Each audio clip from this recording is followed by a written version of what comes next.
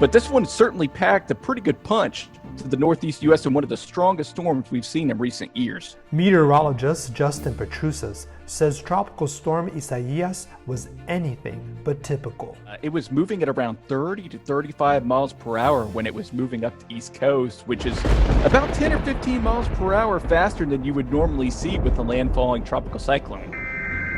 And once in the mid-Atlantic region, the storm spawned more tornadoes than usual in its northward path.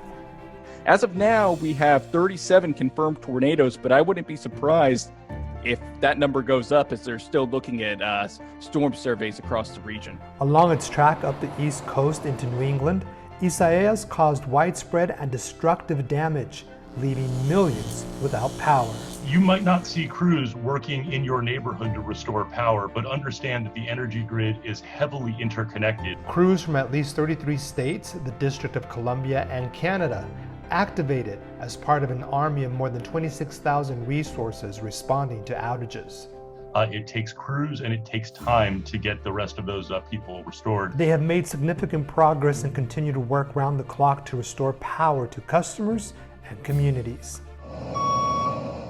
Line workers and industry personnel face an extra challenge with this mission, the coronavirus pandemic. Safety and the health of our workforce has to be a top priority.